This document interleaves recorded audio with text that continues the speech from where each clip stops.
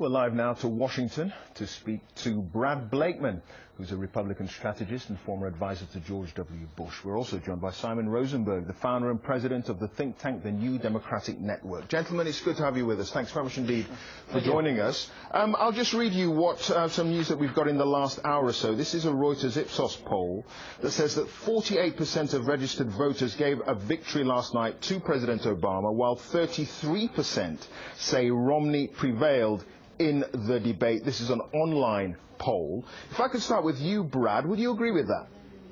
I don't agree with it. I think that Romney kept the president on defense. The fact is the president talked about the last 4 years, but he was unable to articulate a vision for the next 4 years. And the polls that came out that really meant something was not who won or lost, but who do you trust? And on the economy, on budgeting, on leadership, Romney was ahead by about 8 to 10 points on those critical issues. That's exactly what America's going to be voting on, their pocketbook. So on the pocketbook issues, clearly Romney won. Okay, for Republicans, last week's polling after the debate last week when President Obama was abysmal, that mattered, didn't it?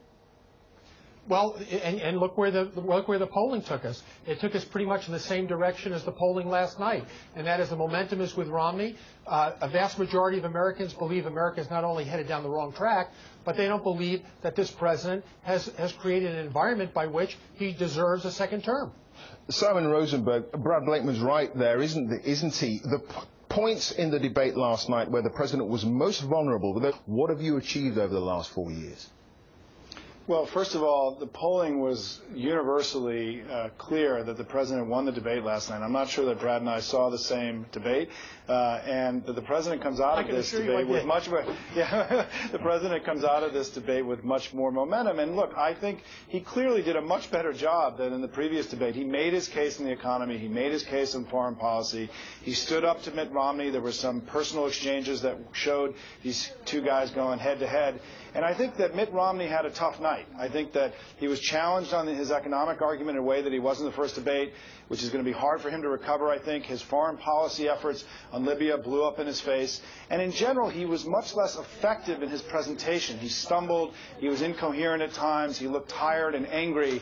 And so I think Mitt Romney did not have a good night last night. And if anything, I think Barack Obama's gotten a little bit of a jolt now. And again, he's ahead in this race. He's clearly winning this election right now. If he gets a little bit of momentum, it's made Mitt Romney's job much harder as we go into this final stretch. But again, Simon, the problem for the president is he's got to defend a record which sees a record number of people out of work and the economy in the doldrums. How does he move the narrative forward to say, look, okay, it's been bad the last 4 years, give me another 4 years?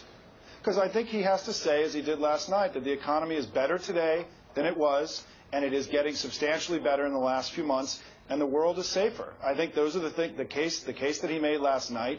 Clearly, voters responded to it. He won the debate in every poll. He didn't do that in the first debate, and so I think he stood up for himself and defended his record, which he needed to do, laid out a powerful case, and I think he's very well positioned to close and win this election right now. Okay, Brad Blakeman, even some conservative columnists reckon that Mitt Romney's 5-point plan to create jobs doesn't really add up to much. And that was pretty clear from the debate last night, wasn't it? Oh, not at all. It's clear that Romney's plan has more hope and opportunity than the president ever created when he was a candidate in 2008 or as a president in 2012. He's got a record. Look, if it wasn't for bad news, Obama wouldn't make news on the economy or foreign policy. We have record unemployment, record gas prices affecting every American, $5 gas in California. Record foreclosures and bankruptcies. Our credit rating's been downgraded. If this is the record that Americans feel is accomplishment, then Obama deserves re-election. But again, this is utter, complete failure. And there's a fundamental difference between the two candidates. We believe in the individual. Simon's party believes in government. We don't believe that government is the answer. We believe that people are the answer. And if you give them the power, we'll take off economically. Okay, Brad, what about the argument that will come from Democrats, and that is that if there has been an unsuccessful last 4 years in creating jobs, part of that is down to an obstructionist Republican Congress? That's nonsense. This president had the presidency and the House and the Senate for 2 years. He couldn't get one Democrat to vote for a budget. He could have run the table and put all his policies in. He chose not to, didn't touch immigration.